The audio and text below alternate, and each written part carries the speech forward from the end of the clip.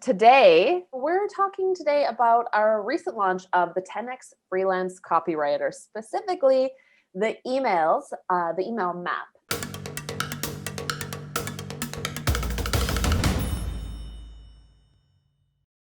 People are always asking us for like maps or whatever different like workflows, things like that, however you describe it, for email sequences. So what did you do, particularly when it comes to campaigns, but also evergreen? And we're not going to really talk about like nurturing stuff, but because people always want to know about these maps, we're like, cool, we're totally going to share it with you. But what's really interesting as well about this particular case study that we're sharing today is that it was the first time that we put together a total launch campaign and then walked away and just like let it run. And now that does not mean that we are as hands-off as some people may want to be with their launches. I know Ange was still monitoring Facebook ads, and we had people on support and sales chat and things like that.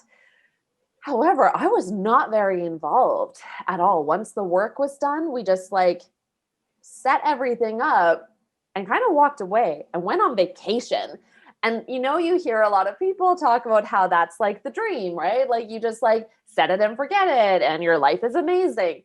And although sometimes that's true, it's a lot harder when you have a full team, when you have thousands of customers and all sorts of other things going on. It's, in my experience, a little difficult to walk away, but we did it. So I want to walk you through that while also giving you the encouragement that you can do more things with, maybe you feel good about doing more things without like always being there for them, as like a side note here. So here's what went down. We welcomed about 250 new students into the 10x Freelance Copywriter, and that's somewhat in keeping with how many we add every time we do a launch. It's a little more. I think it's about like 25-30% more than we typically do. And we do a couple launches a year for the 10x Freelance Copywriter. But start of year, so it felt like a really good time to do that. Now, as we welcomed those students, we were vacationing as much as you can vacation in a lockdown, virtual lockdown at least. So we were away, and that's like a really interesting thing for me at least. Now, here is the launch plan, basically a reusable launch plan that we're sharing with you now that isn't specific to 10xFC. It's based on 10xFC, but you can use exactly like the steps that are here to do your own essential, non-crazy launch. So we do much more intricate launches at other times of year. This is a simple, straightforward, just get the job done launch plan. So start with a highly optimized offer. We didn't have webinars. We didn't have live content. We didn't have anything else going on. We didn't create anything new insofar as like content is concerned. But we did optimize our offer. And increasingly, the more launches we do, the more we see that it really does come down to the strength of that offer. How irresistible is it? And as a copywriter, I know that, right? Like, that, list, offer, copy, how important those three parts are. But it always is a little shocking when you actually see in practice just how important those are. And of course, we were also talking to a very specific segment of our list, just people who have been identified as freelance copywriters or freelancers. And in some cases, I think we had a segment in there at one point just for copywriters. So we don't know if you're freelance or not. But we were talking to that targeted list with a very optimized offer for that group. And then, of course, the copy was the third part of that, and always is. So start with that highly optimized offer. I'm going to show you first these 4 steps or 4 parts, and then I'm going to show you how we applied that, like what that looked like for us. So second part is do your best to build anticipation. That doesn't mean you have to do a lot. And actually, every year for our March copy school launch, we do like this big, ambitious, in my opinion, ambitious anticipation building, build up to the launch.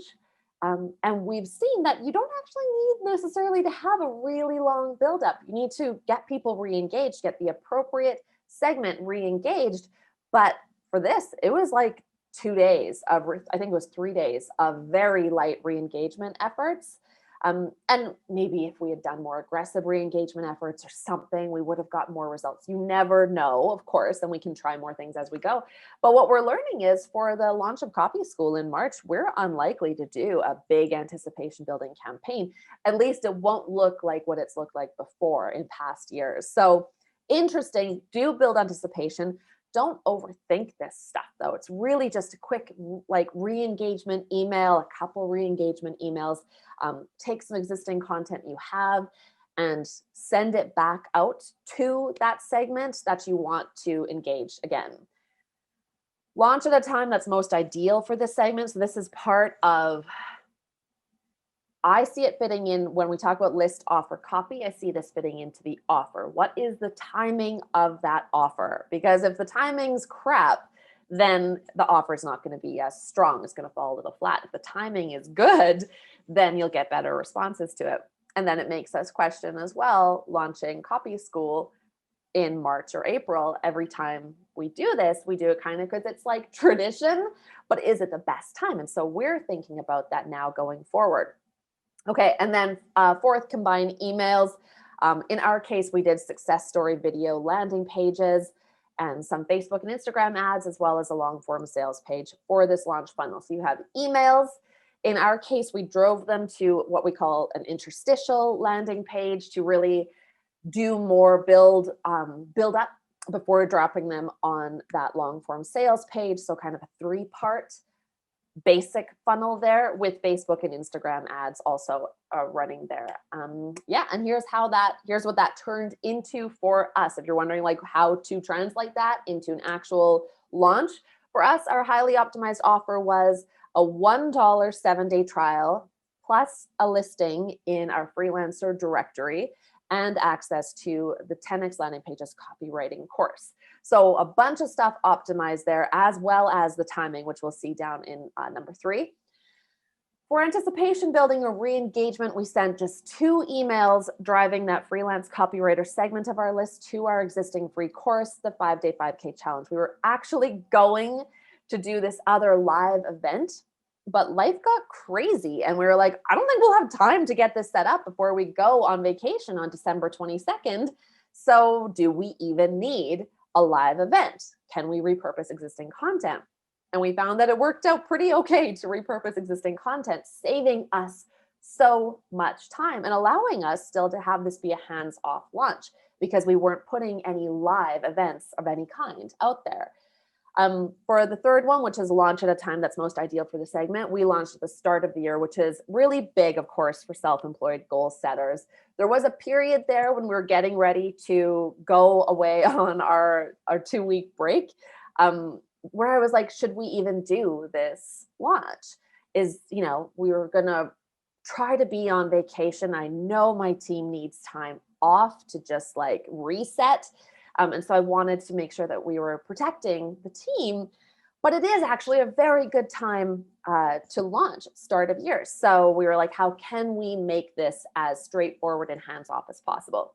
It also the launch started for the first time ever on a Sunday, because we have seen that we get really high engagement from freelancers on Sundays. So this is just looking through your data, understanding how a segment interacts with your content and when they do in order to build your launch around that. And then the fourth part, the actual, like, what are the elements that we had in place? We had our emails. They took about a day to write. I wrote them. We outsourced our video interviews. We hired, I don't know if Andrew's here, but we hired Andrew Yedlin to interview a handful of the current members of the 10x Freelance Copywriter about their success stories. Andrew's there and he's in the 10x Freelance Copywriter. So we got him to do that work. Our social ads, and can speak to that as we get into this, especially if you have any questions. But between Erin, our head of copy, between Erin actually writing the emails and managing all of it, 2-ish days for all of that work. And then of course there was the maintenance. This is getting ready for the launch. And then our sales page, we barely updated it. Mostly it was just updating that offer area. And then we put a new quick video, which I actually don't have here. The video interviews, we had 6 videos, I think, and one of those was a highlight reel. Anyway, that was part of optimizing that sales page as well. So we had this stuff. Obviously, we can do more of these things. Do we need to have video interviews for this launch to go well? I don't know. We might have been able to get away with not having that and just have emails driving to the long form sales page and ads driving to the long form sales page. And that might have worked like a charm, but that wasn't kind of like the bigger idea of the launch. We were like, we have a lot of great successful members inside this product. So let's focus our marketing efforts on highlighting the successes that people do get inside the 10X Freelance Copywriter. So for us, we wanted to do those video interviews here in step number 4 or in part 4. You might not. You might find a different way into your launch. Your bigger idea for your launch might be something else about your product or your offer that you'd want to focus on. And then you wouldn't have to do any of the video interviews or anything like that. But we needed to for ours. I can't pronounce your name, Jawad. Sorry about that. Jawad says, just to us, I only signed up after watching the 2 interviews. So cool. Worked, at least anecdotally, in one case, those interviews helped a lot. Roshana said, I didn't see any videos. I just joined. So you never know, right? But that doesn't mean we'd have to know a lot more before we actually made any different decisions on this. And again, we do launches like those little pieces are different all the time. By little pieces, I mean things like video interviews or stuff that's related to the big idea for that particular launch. Okay, looking at time, I'm going to quickly get into the actual email map now. Now we're going to start with the why version, and that is every time you write any email, you should know why. Anytime you're putting an email sequence together, you should know why each email is in that sequence. Because if you don't know, how the hell is your prospect going to figure out what that email is there for and what they should do with it? So here's the why version of the map. And this is going to be the part where this isn't as tactical. This is if you are involved in launches or in campaigns that quote unquote launch and then end, this is going to be a helpful map for you. So you can see the parts that are bolded here are moving them through the stages of awareness. I've never experienced mapping a single sequence that worked that didn't have the stages of awareness firmly planted in there. Do we know what starting stage people are at? And how do we get them to the stage they need to be at, product aware, in order to get them to buy? So we wanted to re-engage, open with re-engagement. You're typically trying not to teach people about the product, but to get them to remember what their problems are, what their pains are, and then propose a solution or have them think through solutions to that problem. Now, in 10X emails, we talk about PACEOP, problem, agitation, solution, outcome, and then problem. And that's somewhat what we're doing here as well. So if you're used to PACEOP, that's really what's happening here for Thursday, Friday, and Saturday. If you're not, don't worry about it. Just look at what's going on here on the screen. We want to re-engage prospects in problem awareness, and in that same email, move them to solution awareness. So that means the call to action has to be related to solution awareness. And that's why we sent them to the 5-day 5K challenge. The problem for freelancers was, I'm not making any money. I'm looking at 2021, like, how am I going to make more money this year? I have to make a real go of this. How do I make sure the problems of 2020 don't affect me in 2021, or at least not in ways that I can control? Solution then is to actually start doing things a little differently. That's part of the 5-day 5K challenge. And the solutions there are sending emails to certain people. Okay, cool. So that's where we re-engage them. Hey, come over to the 5-day 5K challenge. Next day is moving them deeper into solution awareness. And that's where they were able to actually start the 5-day 5K challenge. And this is Friday on here as like the actual day of the week, but it was, of course, the first day of the new year. And so we were like, great, start the new year off, do this first challenge in the 5-day 5K challenge. Cool. So now they're deeper into solution awareness, and we're moving them by end of day Saturday to high solution aware. So if you're familiar with the stages of awareness, we have problem, solution, product, and most aware.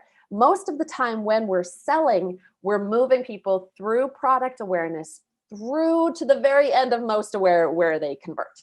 So we want to get them to high solution aware. Then once the launch starts, as long as they've moved to high solution aware, now we're ready to bring them into product awareness so we can launch the product to them. So we move through early product awareness. It's basically like, hey, what's up? Here's the product. It's for sale. And we're also introducing the offer there, because what you also want to think about when you're launching is that you will have early adopters who will just jump on what you have and not really think too much about it.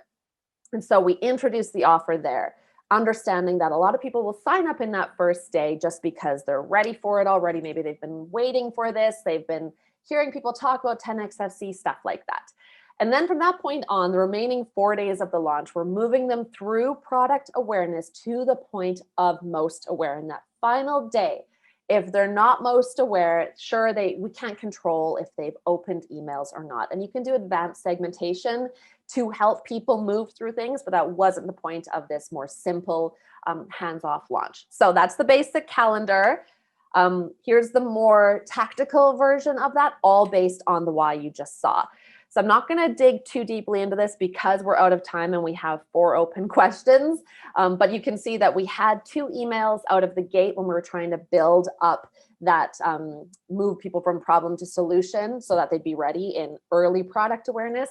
Saturday, we did not send an email because them moving through solution awareness was moving through it alone as well. Having that course there, the 5-day 5K challenge, but nobody there to help them with it. Versus 10x freelance copywriter, where you'll have the course as well as people there to help you with it. So helping them feel that pain all on their own a little bit. And then we moved into the launch, and you already know what the why was. So you can see if you watch the replay of this or take a screenshot or whatever, you can see what those emails and ads were there to do.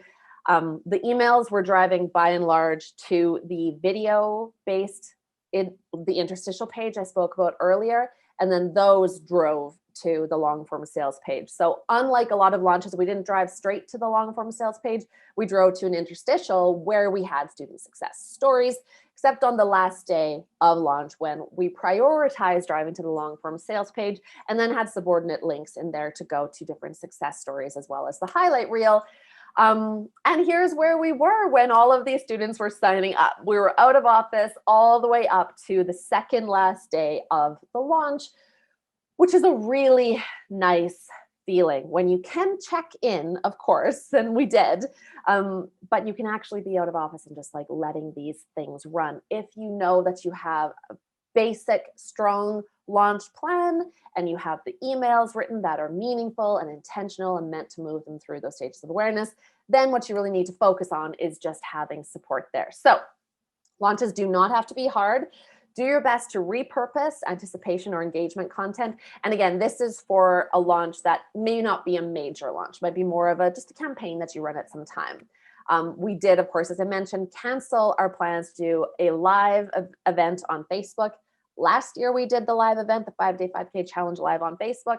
This year, we just took that challenge and repurposed it because we've made it into a free course on copyhackers.com. So much depends on the strength of the offer. If you're not optimizing your offer, you are losing sales. And you're losing a lot of sales.